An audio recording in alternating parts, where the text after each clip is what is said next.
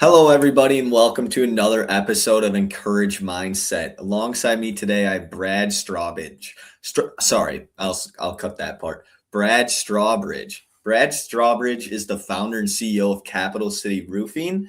It's a company based in Georgia where they specialize in commercial and multifamily properties. And what makes Brad stand out really isn't the growth; it's how he's building these companies. He's also the co-founder and CEO of BuilderLink, which is a company that is changing the space in CRM platforms. And Brad will talk more about that into the show. But what Brad is doing is he's not just thinking about roofing, he's thinking more about the infrastructure and how he can change the home services business. Excited to have you on, Brad. But the first question I really have for you is, yeah, you know your bio and everything I can read and look up. You're doing a lot and being super successful and diving into this AI marketing now. But what's something you've mastered externally but still struggle with internally? First of all, Ethan, thanks for having me on, man. Really excited to be on the show here. And that's a good question. I like to think that I haven't mastered anything really, because you know uh, this is about mindset, right? And I feel like, especially for high performing people, whenever we think we master something, we typically start slipping in that area, right? So I always try to be learning something. Now, am I pretty proficient? Am I pretty decent above average? Yeah. Yeah, I have, but no, I haven't mastered anything. But I would say for me, the thing is that I not necessarily struggle with, but something that I need to keep top of mind is the fact that I might know how to do certain things, like you mentioned, like the AI marketing and some of the automation pieces, and even high level organization pieces, like being organized and having SOPs and core processes. Sometimes I take for granted that my team might not necessarily catch on or take to these things as naturally as I might. So I need to make sure that I can be a good leader by being patient and training, and not just assuming that everybody will kind of figure it out, right? Like I did. Yeah, I like that point where you just brought up like the secrets to leadership right there is patience. That's a trait that I think myself and many people need to work on. So, how did you get yourself to acquire that trait? Because to me, I struggle with that, and I know a lot of listeners do too. Well, here's a tip: don't pray for it. Uh, don't pray for patience, because if you do, you'll get several things that's going to test your patience. But no, it's about being intentional. It's just about being intentional. It's about having discipline in whatever it is that's important. The majority of things that are really important aren't necessarily the things that are the most fun doing. That's just life. And but without that discipline to be able to be aware to say, well, these things are super important. I might not necessarily enjoy them, but they're mission critical. So I'm gonna put my big boy pants on, and I'm just going to do what I need to do to make it happen. Right. Yeah, no, I like that mindset. And I think what's really cool is also in the world of mindset, you have a book that you created and wrote about mindset. So tell me a little bit about that book. Yeah. I'm preaching to myself here, because I need to have the discipline to do the next little tedious task I need to do to publish it. But yeah, I've written a book, and it's about just that. It's about discipline. It's about, we see there's all these YouTube influencers and motivational speakers who make it seem like success is just like this rah, like, I'm a man, let me just be awesome and make it happen, and just the hustle grind hard culture. Now I do hustle and I do grind hard. Do not take this the wrong way, right?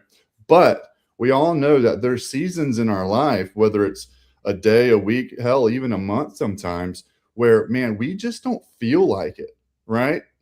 it could be circumstances that you can't control. It could be things in your personal life, could be things, who knows what it is, but there's times, and everybody has it. And if people deny that they don't, they're lying, but sometimes you just don't feel like it. You're tired. You have anxiety, you have stress, you have these things that human beings that we go through. But at the end of the day, if you can have the courage to have the discipline to do it no matter what, right? To say, hey, I'm tired. I don't want to get up this morning. I don't want to go to the gym. I don't want to do my normal routine, but I'm going to do it anyway. That is life-changing. Those are the things that, quite frankly, you can't teach. And if you can develop them, you're going to be wildly successful, right? It's the courage to have discipline to do the things that you don't want to do, but you really, really should. Yeah, I like that point. I think that's going to hit home with the audience here because there's a lot of people listening, and you brought up that prime example of the gym. I think always the gym is the best example, but I think that's a fair thing to say is just finding a willpower to do something when you know you should, right? Going above and beyond at work when you know you should go do that task and it's going to help that other person. And I think that's a really fair thing to say in the world of mindset and motivation. But what about inspiration? Where can people find inspiration to do those things like being more disciplined? Where have you found some of your inspiration? Yeah, I think for me it goes back to wanting to be inspired in the first place, right? Because you have to want to be inspired, right? You have to be Mhm. in a place spiritually, emotionally, that to be inspired is even an option. And I think a lot of that has to do with self-esteem, right? There's so many people these days, successful or not, that struggle with self-esteem, right? They necessarily don't get inspired by the person they see looking back at them in the mirror, right? And so I had a mentor long ago that told me, he said, "You know how you get self-esteem?" And I said, "I don't know how." He said, "By doing esteemable things. You develop self-esteem by doing esteemable things." And for me, it's getting outside of myself and being of service to somebody else, right? So if I can slow down and be intentional, be disciplined to do these things because I know that it's going to help me. If I can go be of service to someone, right? Whether it's one of my employees, whether it's a complete stranger, whether it's through my nonprofit, whatever it is, then I inherently benefit from it also, right? Mm. Um, and that is inspiring for me, because then I can look in the mirror and say, you know what, you're busy, but you still make time to be a decent human being. And that, to me, that is inspiring. Yeah, I like that point about just being a better human being and being intentional, I call it a go-giver, like giving your services out to other people. There was a book that I read literally called The Go-Giver. That was just a phenomenal book that I tell people. I'm like, hey, if you don't want to go do that, read this book. And I'm telling you, it'll change the way that you think about helping others. Because I know sometimes saying yes to everything is really hard. And you want to keep saying yes, and sometimes you got to say no. In those moments where you say no, it gets really difficult. So Brad, what do you do when you have all those situations come up? Because you're pulled into Capital City Roofing, you got BuilderLink, you got podcasts galore where you're trying to travel and meet all these people. How do you sometimes respectfully say no, I just can't get to that?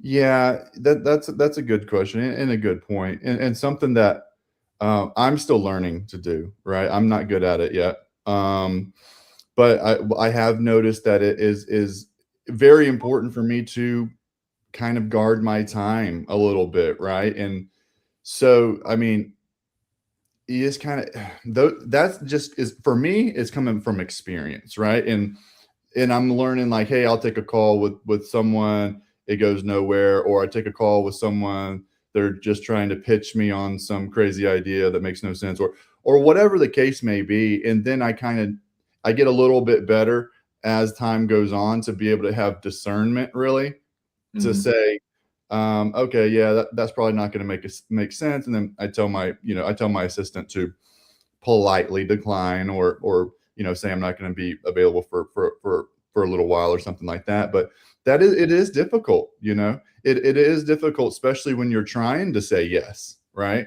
Mhm. Um, and you just kind of, you just kind of got to figure it out as you go, honestly. Yeah, I like that. Figure it out as you go. Make time your like wealth. I think that's the biggest thing, making time your wealth. And what I've tend to realize when I've talked to a lot of entrepreneurs like yourself is they all have a story about what made them want to be an entrepreneur or what made them want to start, for example, for you, Capital City Roofing. And you did other things before you started this. So what kind of made you feel like inside your gut you're ready to take on this entrepreneurship journey? Yeah, so I always had like an entrepreneurial spirit. I can remember selling like bags of chips and candy at school, like I would just like raid the kitchen and find like things I could go sell and bag it up and take it back to school. This was like I was in elementary school, right? And like I always won the candy bar and the chocolate covered almond, contest. I was always good at that. And I actually started my first company when I was 18 and did that for a little while. And then, I went, into the private sector. But so I was with Lowe's for a long time, and I ended up working my way up through Lowe's. And I was a district manager of in-home services for Atlanta. So I ran in-home services for the Metro Atlanta area, which was a pretty large territory. And so I was over home services, and I fell in love with home services because I felt like I was actually being of service to people. Mhm. And during COVID, I noticed that there were two of my verticals that we weren't just positive, we were double digit comping. And one was HVAC and one was roofing. And about that time that I started having this kind of, awareness of the fact that these two verticals were quite lucrative, non-discretionary, recession-proof, really. Um, Somebody reached out to me from, I think it was a headhunter, right, from LinkedIn or whatever. Yeah. Um, and I'm my faith is very, very important to me. So I believe that everything happens not by accident. And so when they called and said, "Hey, we've got a commercial roofing company in Atlanta adding, director level leadership. Would you be interested in having a conversation?" I said, "You know what? I would. Yeah." So had a conversation and left Lowe's for this other company. I never in my life thought I would leave Lowe's, by the way.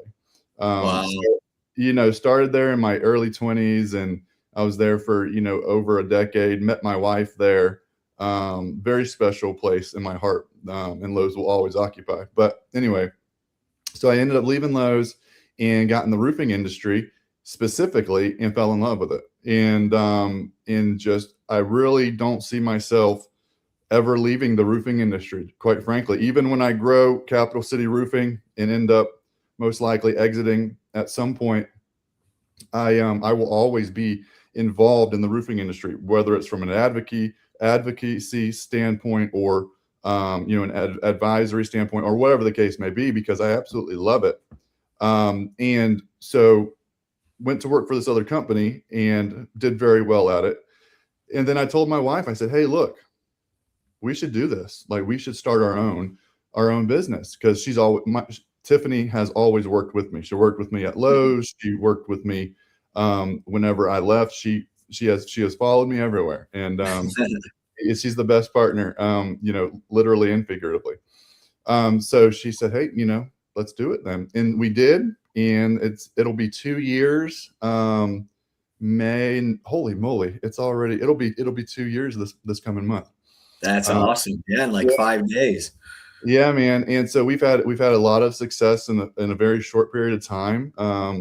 We're scaling. We've got um, location in Nashville, location in Charleston. We have a licensing model that's revolutionary, in my opinion.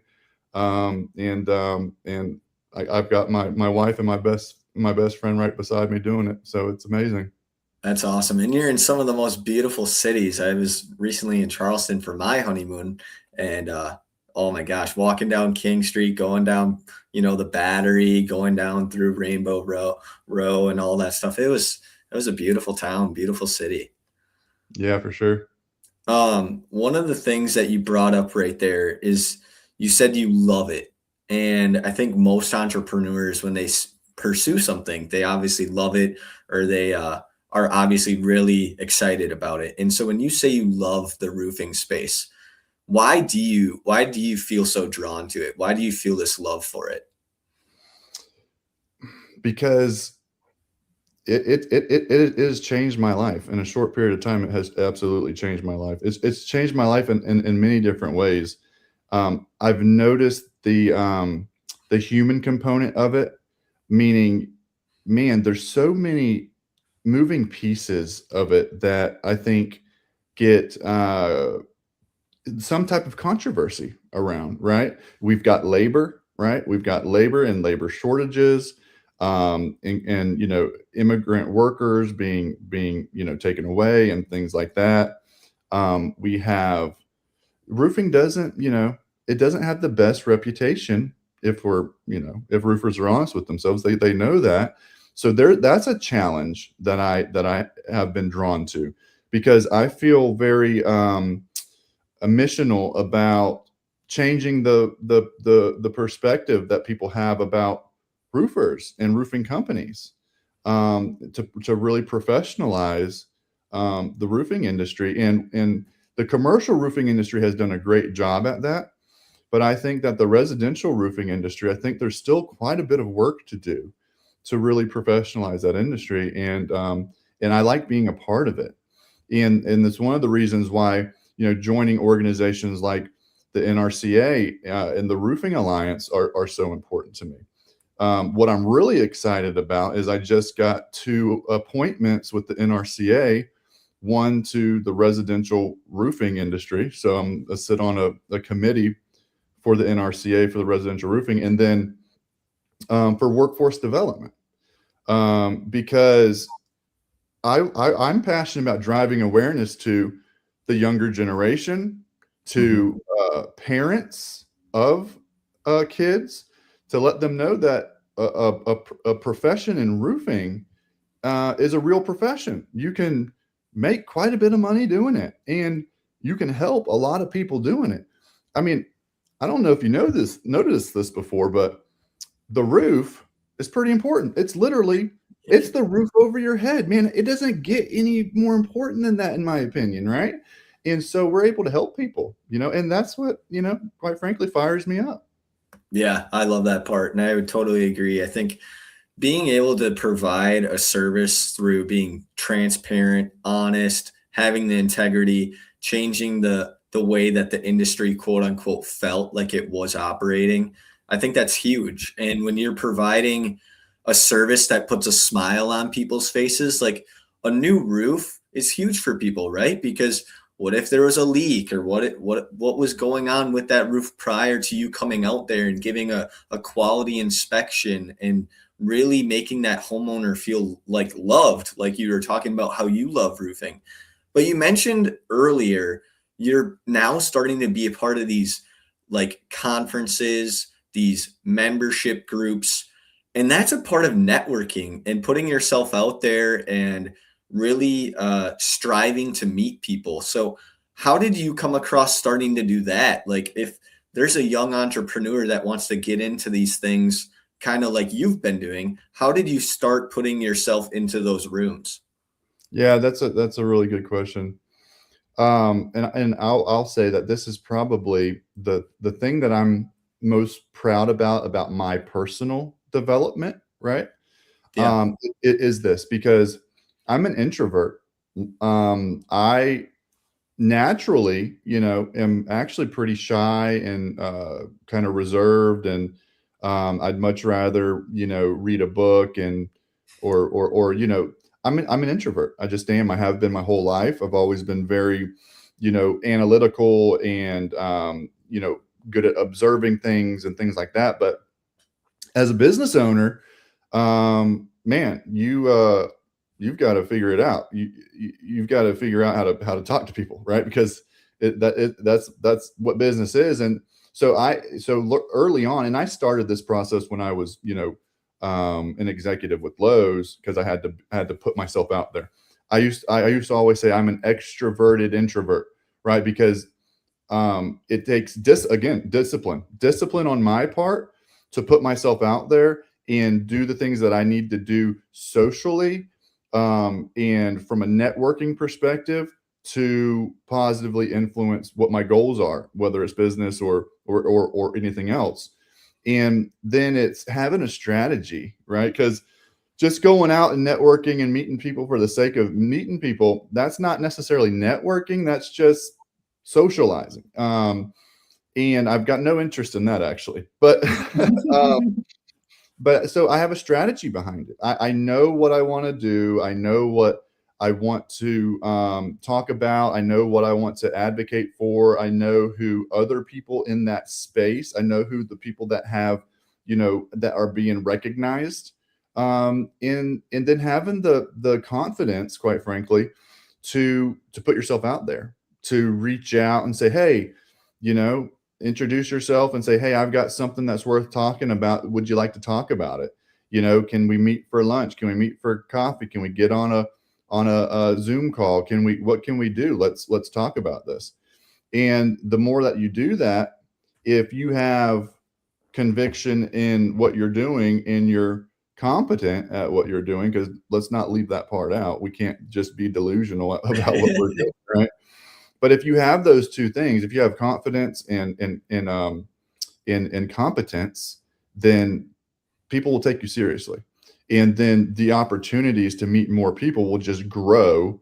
And then it starts growing exponentially. And that's just how this thing works.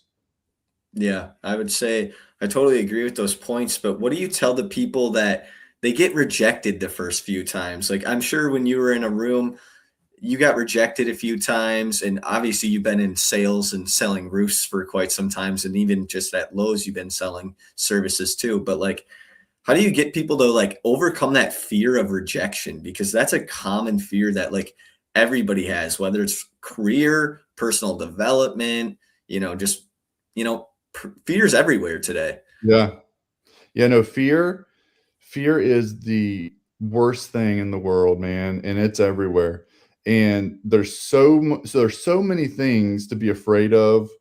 And quite frankly, it can be overwhelming sometimes. I Mhm. get it. I get it 100%. And there's nothing wrong with anybody if they feel those things, right? But you know what? It's to have the courage, right? Because here's the difference between being brave and being courageous, right? If you're brave, it means you just don't have fear. You don't recognize fear. There's there's not really any people other than like Conan the Barbarian or these other fictional characters that actually are that brave, right? Everybody feels fear. So the thing that you have to have is courage. Courage is having the discipline to move forward in the face of fear, right? To be able to Mhm. say, I'm afraid, but I have courage and I'm going to persevere through this, and I'm going to be better because of it, right? We persevere through trials in order to mature, right? I had another mentor that used to tell me that all the time. And it's very important. So for me, I get afraid. Yeah, sure. I don't like rejection. Sure. But you know what? I have a bigger goal in mind. And I know that if I don't do these things and get over the rejection and not take things personally and keep pressing forward, then I'm not going to reach my goals. So then you got to ask yourself, what are you afraid of more? Somebody thinking you're crazy or you have a weird idea or they won't want to talk to you, or are you more afraid of not reaching your goal or not seeing your dream come true, or whatever that is for you? Which one is greater? Which one are you more, you know? And then when you think about it from that perspective, yeah, I'll get rejected, no problem. And I'll pick up and I'll go talk to somebody else, right? And they'll reject me and I'll say, okay, that's fine. And then I'll go talk to somebody else and they'll say, whoa, holy smokes, that's a great idea. And I'll say, You're damn right. There you go. That's some wise words from Brad right there. Brad, it's been awesome having you on Encourage Mindset today. For all the people listening, why do you think that other people should listen to this episode today and should learn more about mindset, motivation, fear, all these things that we kind of talked about today? Yeah, I think the thing that and some people might, again, they might think what I talk about is boring or whatever. It's not exciting. It's not, these things. But what I talk about is real. I'm not about hype. I'm not about things that aren't realistic. I'm about things that I know work and things that I know will work for the average person, right? Because that's all I am, is I'm an average person that has faith and knows how to do, like we talked about, just having the discipline to do these things. And I know that it works, right? And so I like to think of myself as being very practical and pragmatic, and I'm not very flashy, but you know what? I'm consistent, and I get things done. And I think that's valuable to listen to. Yeah. What do you do? I'm also a man of faith, and I know a lot of listeners are too. What do you do when your faith is tested? What is something that you've done to really overcome that barrier of persevering through that? Oh man. So that happens every day, right? Because if Every day. man, and here's another little tidbit. Like, if you're not, if your faith isn't being tested pretty frequently, you're probably not working on stuff that is as significant, right? Like, your goals aren't, like, get bigger goals, you know what I mean? Like, or whatever. But no, it's just, again, it's being intentional about it, right? So I have specific times during the day that I really spend, I spend with God, and I spend, reflecting internally, and I get grounded on that, right? Because, again, if I can look myself in the mirror and I like what I see, if I can look in the mirror and say, Brad Strawbridge, you're doing a good job, right? You're being a decent person. You're working hard. You're taking care of your family. You're a good guy. If I can do that, then the rest of it, man, the rest of it it doesn't matter, really. Like, you got to make the main thing the main thing. And if you're doing good at the main thing, all this other stuff is just bonus, right? And it's like, hey, how can I have fun doing it, right? And then it's fun, right? And then you say, yeah, that's right. Okay, cool. I was feeling down. Now I'm motivated. Let's get it, right? Yeah, let's certainly get it. Well, thanks so much for coming on, sharing your wisdom with us, and Godspeed, Brad. Yeah, man. Thanks. I appreciate it.